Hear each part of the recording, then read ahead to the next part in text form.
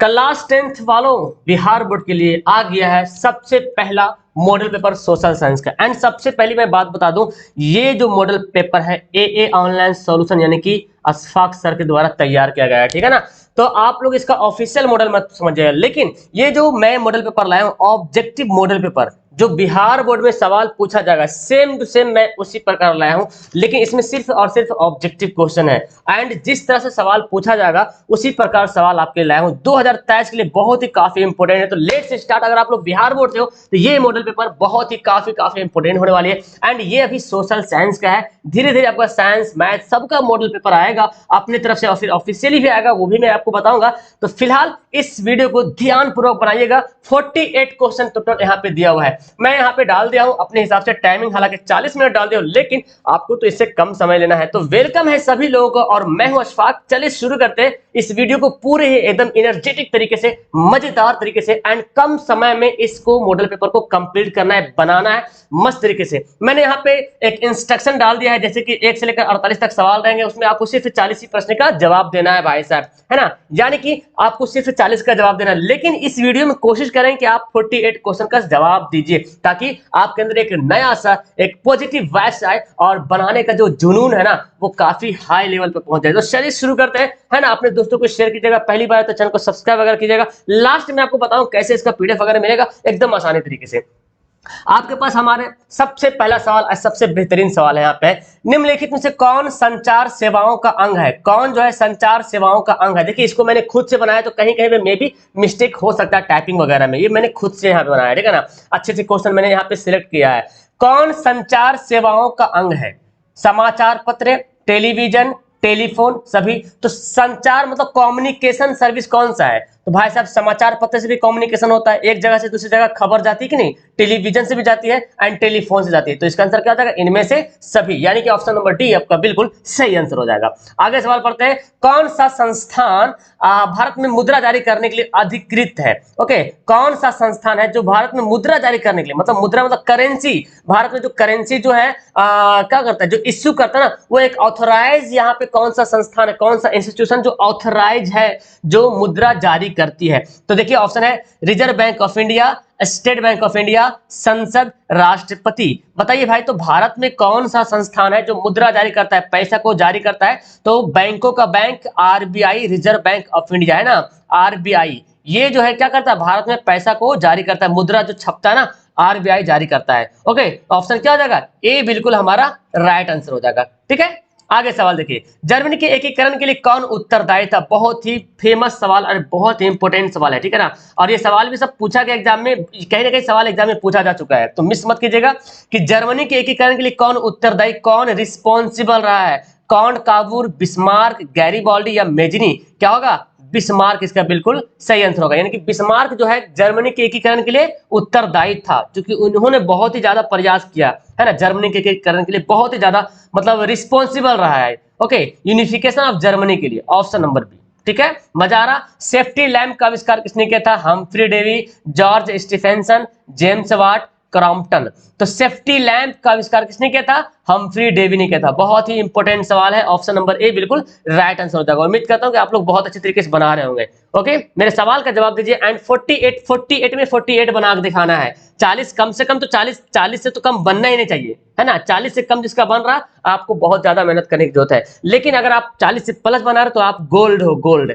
अरे भारतीय राष्ट्रीय कांग्रेस की स्थापना कब हुई थी? 1857 में, ये फॉर्मेट की वजह से मैं पहले लिखा गया, 1885 में, 1920 में, 1947 में, ठीक है। तो इतना समझ लीजिए कि भारतीय राष्ट्रीय Congress, Indian national Congress, INC, है ना, इंडियन नेशनल कांग्रेस की स्टैब्लिश कब होती है, इसकी स्थापना कब हुई है? 1885 में। कब हुई? 1885 में भारतीय राष्ट्रीय कांग्रेस की स्थापना हुई। ओके, चलिए, ककोलत जलप्रपात बिहार के किस जिले में स्थित है? बहुत ही अच्छा सवाल है, एंड सवाल पूछा गया एग्जाम में कि पटना में है या नवादा में है या मुंगेर में है या नालंदा में है। ककोलत जलप्रपात कहाँ है प्यारे? नवादा में है। नवादा में जो है ककोलत जलप्रपात, यानी कि एक झरना है, ककोलत नाम है इसका, ठीक है, ऑप्शन बी। आगे सवाल पढ़ते हैं, भारत में राष्ट्रीय आपातकाल की घोषणा कब हुई थी? बहुत इंपॉर्टेंट सवाल है जी, कि भारत में नेशनल इमरजेंसी कब डिक्लेयर हुआ था, कब घोषणा किया गया था? 1970 में, 1975 में, 1977 में, 1980 में, ठीक है ना। तो मैं आपको बताऊं, भारत में सबसे पहली बार फर्स्ट टाइम आपातकाल घोषित हुआ था, उसके बाद अब तक नहीं हुआ, एंड ना हो तो ज्यादा अच्छा हो, है ना। भारत के राष्ट्रीय आपातकाल जो घोषणा हुई थी 1975 में हुआ था, ठीक है ना। 1975 में इमरजेंसी लागू हो गया था भारत में, इमरजेंसी, है ना। ऑप्शन नंबर बी सही आंसर हो जाएगा। आगे बढ़ते हैं, अंतर्राष्ट्रीय मजदूर दिवस कब सेलिब्रेट करते हैं जी? अंतर्राष्ट्रीय मजदूर दिवस कब मनाया जाता है? When is international labour day celebrated? April 1 यानी कि ये देखो फॉर्मेट में मिस्टेक हुआ, 1 मई को, 1 जून को या 1 जुलाई को। तो आपको पता है अंतर्राष्ट्रीय मजदूर दिवस जो है 1 मई को मनाया जाता है। कब? 1 मई को अंतर्राष्ट्रीय मजदूर दिवस जो है सेलिब्रेट किया जाता है, ठीक है, ऑप्शन बी। नेक्स्ट सवाल है, सासाराम नगर का विकास कब हुआ था? सासाराम नगर बिहार में है ना, मध्य युग में हुआ, प्राचीन युग में हुआ या आधुनिक युग में हुआ था? इनमें से कोई नहीं। तो देखिए सासाराम जो नगर का विकास, ये क्या बोलते हैं, विकास हुआ है, कौन सा युग में हुआ? मध्य युग। हम आपको पता है जब आप इतिहास पढ़ते हो तो 3 टाइप का ईरा पढ़ते हो, एक मध्य, एक प्राचीन हो गया जिसमें आर्यभट्ट वगैरह बारे में, गुप्त वंश के बारे में पढ़ना होता है, ठीक है ना। एक हो गया मध्य युग, मध्य युग में आपका मुगल वंश जो शासन किया वो सब पढ़ना होता है, और आधुनिक युग में जो है ब्रिटेन वगैरह शासन के बारे में पढ़ना होता है, ठीक है ना। तो सासाराम क्या हो जाएगा? मध्य युगी। क्या हो जाएगा? मध्य युगी, यानी कि शेर शाह सूरी ने सासाराम नगर का विकास करवाया था, उसी दौरान जो है इसका विकास हुआ है, ठीक है ना। तो ऑप्शन क्या हो जाएगा? ए हमारा बिल्कुल सही आंसर हो जाएगा। Okay, in the middle era, ठीक है। आगे, पंजाब में भूमि निम्नीकरण का मुख्य कारण क्या है? क्या है मेन रीजन? क्या है कि यहाँ पे लैंड डिग्रेडेशन हो रहा, मतलब भूमि कट रहा, भूमि घट रहा, वहां का निम्नीकरण हो रहा, वन उन्मूलन, वन कम हो रहा है इसलिए, या गहन खेती हो रहा है इसलिए, या अति पशुचारण, या ज्यादा पशु चर रहे हैं इसीलिए, या अधिक सिंचाई हो रहा।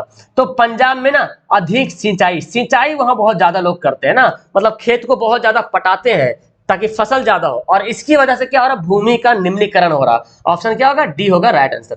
संपूर्ण क्रांति का नेतृत्व किसने किया था? किसने लीड किया था टोटल रेवोल्यूशन का? इंदिरा गांधी ने, महात्मा गांधी ने, जवाहरलाल नेहरू ने, जयप्रकाश नारायण ने। संपूर्ण क्रांति का नेतृत्व किसने किया था? जयप्रकाश नारायण इसका बिल्कुल राइट आंसर हो जाएगा। चलिए आगे बढ़ते हैं, भारत का केंद्रीय बैंक कौन सा है? देखिए अभी आपने पढ़ा आरबीआई के बारे में पढ़ा, अब फिर सवाल पूछ दिया गया भारत का केंद्रीय, सेंट्रल बैंक ऑफ इंडिया कौन है जी? है ना, state bank of India, union bank of India, reserve bank of India, या पंजाब बैंक ऑफ इंडिया? तो भारत का केंद्रीय बैंक कौन हो जाएगा? Reserve bank of India. क्या हो जाएगा? आरबीआई। क्या हो जाएगा? RBI, reserve bank of India जो है भारत का केंद्रीय बैंक हो जाएगा, सेंट्रल बैंक हो जाएगा, इसको बैंकों का बैंक कहते हैं, ठीक है ना।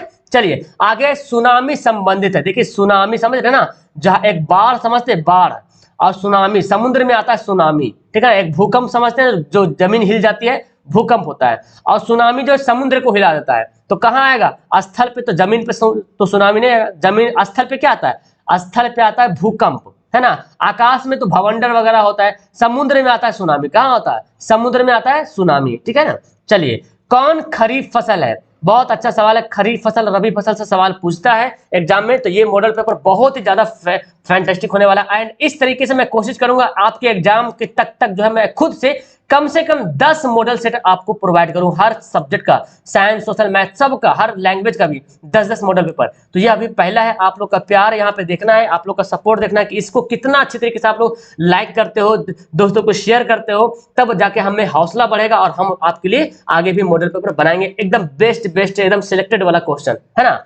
खरीफ फसल कौन है? गेहूं, तिलहन, जौ या धान? तो ऑप्शन याद रखिएगा डी, धान क्या है? खरीफ फसल है, और गेहूं अगर पूछेगा तो रबी फसल है। तो खरीफ और रबी पूछता है तो याद कीजिएगा। चलिए हो गया, आगे देखिए, बिहार में प्रायः कौन सी मिट्टी पाई जाती है? बिहार में अक्सर, प्रायः मतलब अक्सर जो है कौन सी मिट्टी पाई जाती है? लाल मिट्टी, काली मिट्टी, जलोढ़ मिट्टी, या लेटेराइट मिट्टी, है ना। बिहार में क्या, पूरे भारत में सबसे ज्यादा जो है जलोढ़ मिट्टी पाई जाती है, और बिहार में भी जलोढ़ मिट्टी बहुत ज्यादा पाई जाती है, ठीक है ना। ऑप्शन क्या हो जाएगा? सी वाला बिल्कुल सही आंसर हो जाएगा। ये सवाल बहुत इंपोर्टेंट है, कान्हा राष्ट्रीय उद्यान कहाँ है? कान्हा नेशनल पार्क, है ना जी। कान्हा नेशनल पार्क कहाँ है जी? कर्नाटक में है, केरल में है, या मध्य प्रदेश में, या उत्तर प्रदेश में? तो याद कीजिए, कान्हा राष्ट्रीय उद्यान सवाल पूछा गया है, ये कहाँ है? एमपी में है। ऐसे आपकी किताब में राष्ट्रीय उद्यान बहुत सारा दिया हुआ है ना, कार्बेट नेशनल पार्क है, पेरियार है, बहुत सारा है, तो उसको एक बार जरूर देखिएगा, क्योंकि सवाल कहीं से भी छप सकता है। तो ये सवाल छपा हुआ था, इसलिए मैंने यहाँ पे दिया सारा important question, option number C. Okay, चलो नेक्स्ट सवाल देखिए, बिहार में ताप विद्युत केंद्र कहाँ है? ताप विद्युत केंद्र मतलब थर्मल पावर स्टेशन बिहार में कहाँ है? थर्मल पावर स्टेशन गया में है या बरौनी में है या समस्तीपुर में या कटिहार में है? तो बिहार में ताप विद्युत केंद्र कहाँ है?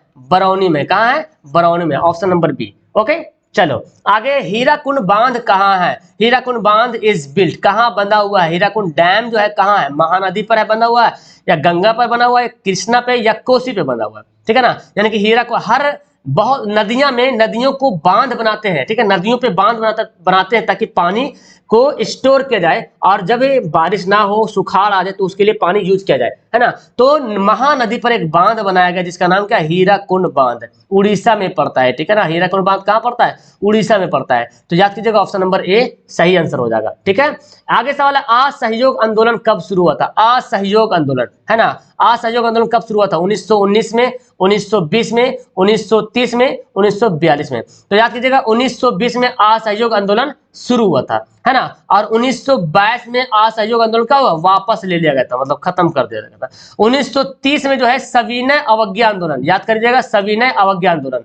1919 में जालियांवाला बाग, है ना, जालियांवाला बाग हत्याकांड हुआ था। रॉलेट एक्ट भी इसी टाइम में हुआ था, है ना, रॉलेट एक्ट। 1942 में भारत छोड़ो आंदोलन, है ना, भारत छोड़ो आंदोलन हुआ था। ठीक है ना, ये सभी पॉइंट आपके लिए काफी इंपोर्टेंट हो जाता है।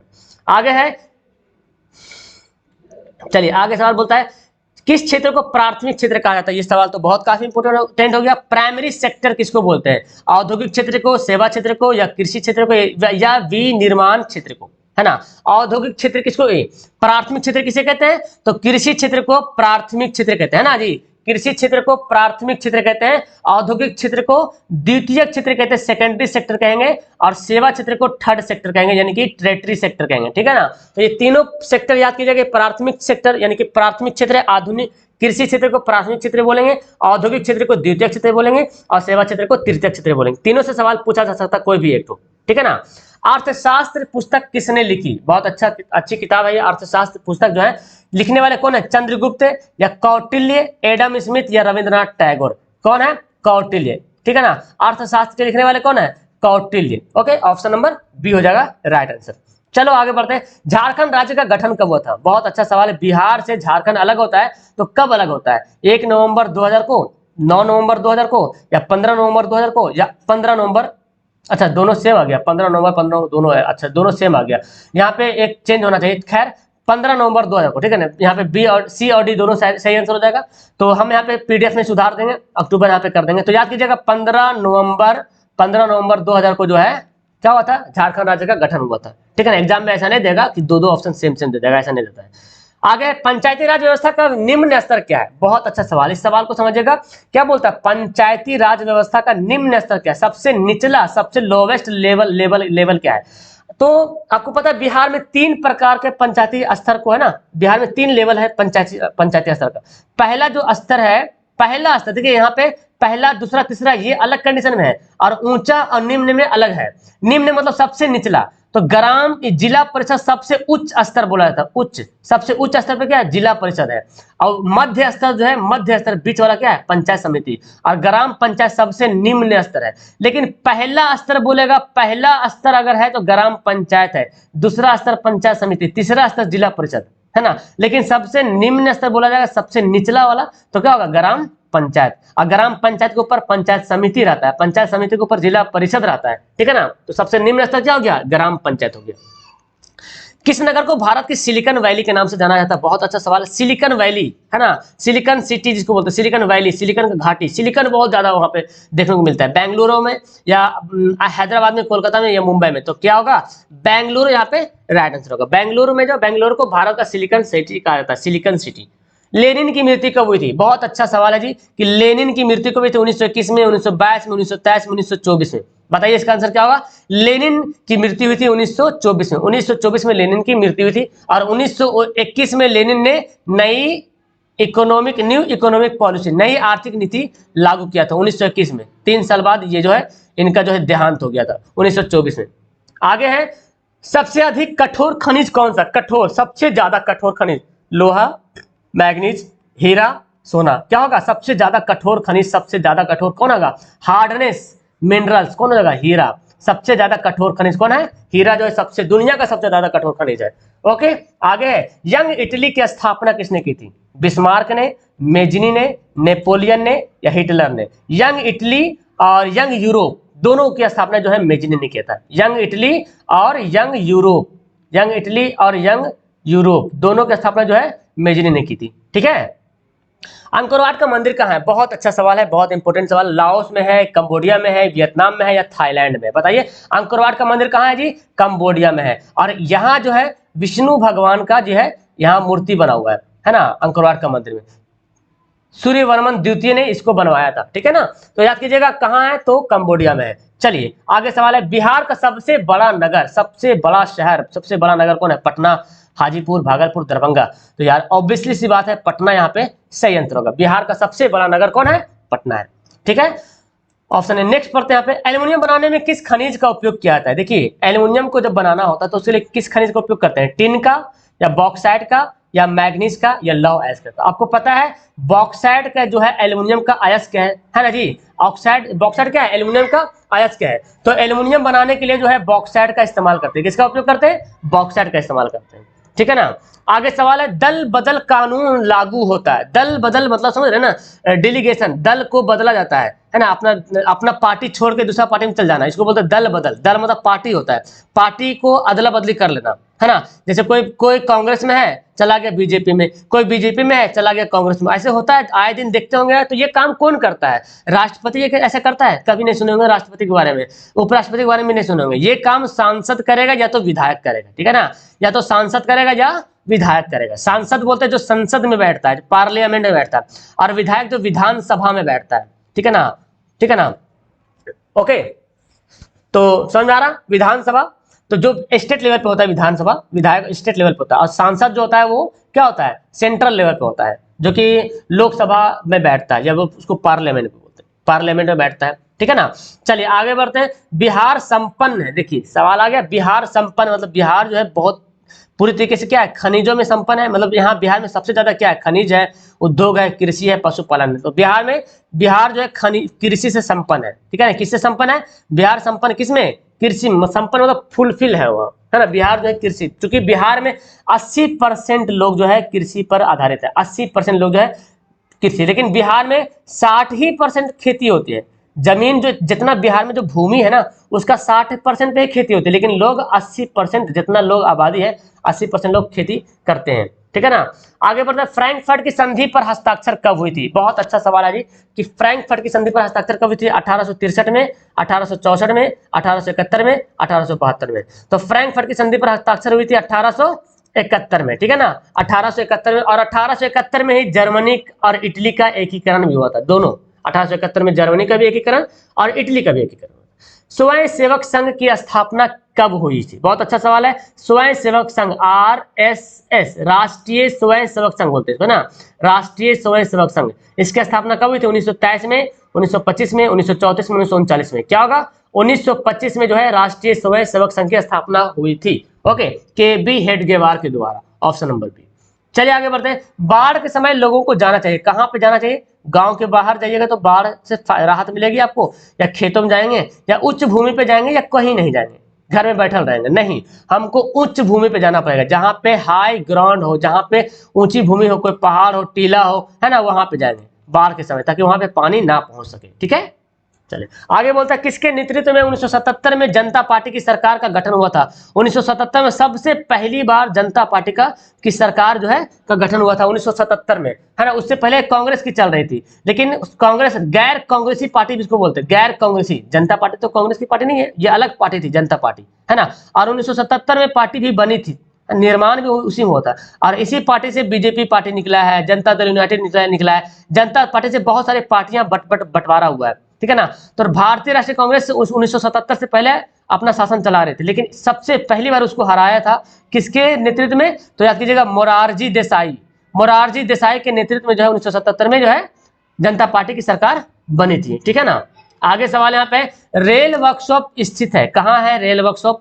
रेल वर्कशॉप कहाँ है जी? जमालपुर में है, मुंगेर में है, भगवानपुर में है, या दरभंगा में है? ठीक है ना। रेल वर्कशॉप कहाँ है? तो याद कीजिएगा जमालपुर में क्या है? रेल वर्कशॉप है। कहाँ है? जमालपुर में। ठीक है। आगे है मार्टिन लूथर कौन थे? मार्टिन लूथर कौन थे? दार्शनिक थे, राजनीतिक थे, धर्म सुधारक थे या समाज सुधारक थे? तो बंदा धर्म सुधारक और समाज सुधारक में फंस जाता है। याद कीजिएगा मार्टिन लूथर जो है एक धर्म सुधारक थे, है ना, समाज सुधारक नहीं बल्कि एक धर्म सुधारक थे। ऑप्शन नंबर सी बिल्कुल सही आंसर हो जाएगा, ठीक है ना। मार्टिन लूथर कौन थे? धर्म सुधारक थे, ठीक है ना। आगे बढ़ते हैं, पटना नगर निगम के प्रधान को क्या कहा जाता है?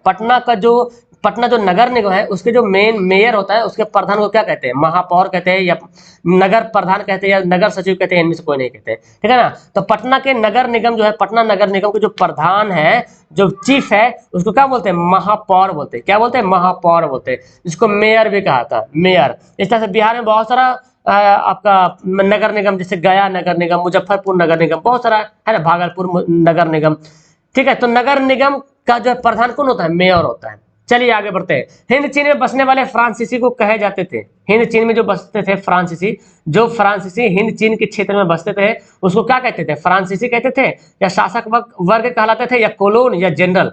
तो जो फ्रांसीसी हिंद चीन के क्षेत्र में बसते थे उसको कोलोन कहा जाता था। क्या? कोलोन। Option number C. आगे है, बिहार के कितने प्रतिशत भौगोलिक क्षेत्र में वन का फैलाव है? टोटल बिहार का जो भौगोलिक क्षेत्र है, जो वन का क्षेत्र है, उसमें कितना क्षेत्र में वन जो है फैला हुआ है ना? 15% या 20%? ये परसेंट के अनुसार यहाँ पे दिया हुआ, प्रतिशत ना, ये परसेंट दिया हुआ है, ठीक है ना। तो 7% याद कीजिएगा, 7%, ठीक है ना।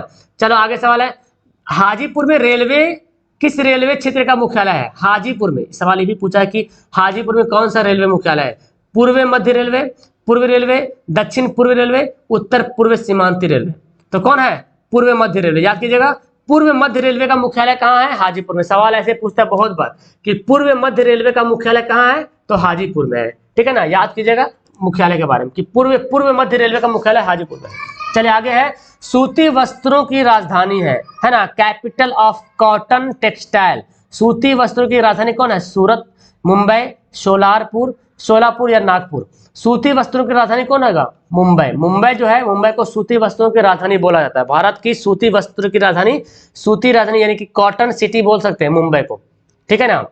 शेयर बाजार की नियामक संस्था क्या है? जो शेयर बाजार है ना, उसकी नियामक संस्था क्या है? सिडबी है या सेबी है या आरबीआई है या स्टॉक एक्सचेंज है ना। ये सब शेयर बाजार में आता है, लेकिन नियामक संस्था जो है वो कौन है? सेबी है, security and exchange board of India. Securities and exchange board of India, याद कीजिएगा, securities and export board of India. आगे बढ़ते हैं, भारत में किस राज्य की प्रति व्यक्ति आय सबसे कम है? सबसे कम किस राज्य की है? चलिए पढ़ते हैं। तो देखिए, Bihar, Punjab, Haryana, Goa. Security and exchange board of India, मैंने बोलने मिस्टेक किया, security and exchange board of exchange होगा, ठीक है ना। देखिए, भारत के किस राज्य की प्रति व्यक्ति आय सबसे कम है? तो बिहार की प्रति व्यक्ति आय सबसे कम है, और गोवा की जो प्रति व्यक्ति क्या है? सबसे ज्यादा है, ठीक है ना। सबसे ज्यादा अगर बोला जाए तो किसका हो जाएगा? गोवा का हो जाएगा, ठीक है। आगे है, लोकतंत्र का सर्वमान्य गुण है, सर्वोत्तम गुण है, सबसे अच्छा गुण क्या है? लोकतंत्र का सबसे बेस्ट क्वालिटी क्या है? बेस्ट क्वालिटी क्या है? क्या शिक्षा का अभाव अगर है तो क्या लोकतंत्र का बेस्ट क्वालिटी है? नहीं भाई, शिक्षा अभाव रहेगा तो लोकतंत्र की क्वालिटी कहाँ पाएगा?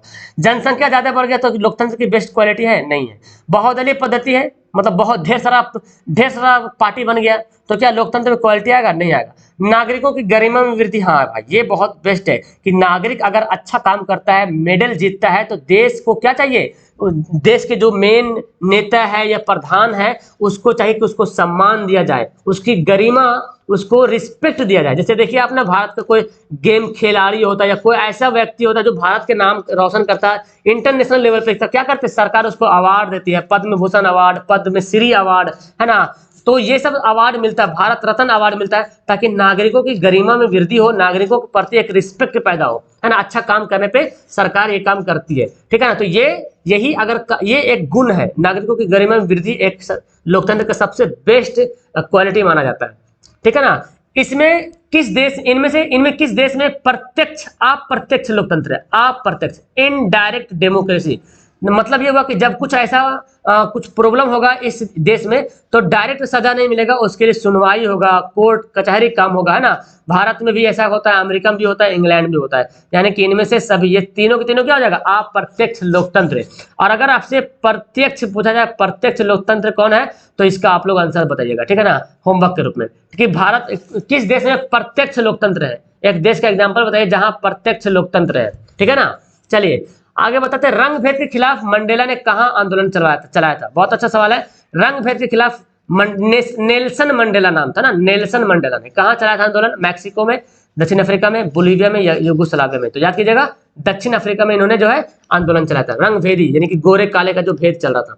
अब यहाँ पे बहुत इंपॉर्टेंट यहाँ पे लिंक दिया गया, इससे आप मुझे फॉलो कर लेना, है ना। ऐसे तो मैंने डिस्क्रिप्शन में लिंक डाल दिया, ट्विटर, फेसबुक, इंस्टाग्राम, टेलीग्राम, है ना। व्लॉग वाला चैनल को सब्सक्राइब करना, क्लास 12 वाला चैनल भी देखना जाके, ओके। वेबसाइट पर टेस्ट देना। और यहाँ पे बहुत इंपॉर्टेंट बातें मैंने यहाँ पे लिख दी कि अगर आपको सब्जेक्टिव, ऑब्जेक्टिव या मॉडल पेपर किसी भी चीज का अगर पीडीएफ चाहिए तो आप प्ले स्टोर से AA ऑनलाइन सोल्यूशन एप्लीकेशन से भी आप ले सकते हो, या तो फिर अगर वहां से नहीं ले सकते हो तो 821042 ये जो है व्हाट्सएप नंबर है, यहाँ से भी आप संपर्क करके ले सकते हो। इसके लिए सिर्फ आप 250 रुपया आपको पे करना होगा, पूरा एग्जाम तक आपको मिलता रहेगा। That's all, thank you everyone. उम्मीद करता हूँ कि आपको ये सेशन, ये वीडियो, ये मॉडल सेट आपको बहुत ही ज्यादा हेल्पफुल लगा होगा। अगर आपको मजा आया तो नीचे कमेंट करके बताना, ताकि हम आपके लिए आगे भी इस तरह से मॉडल पेपर लाने की कोशिश करेंगे, साइंस का, मैथ का, सबका। Okay, that's all, thank you everyone, bye.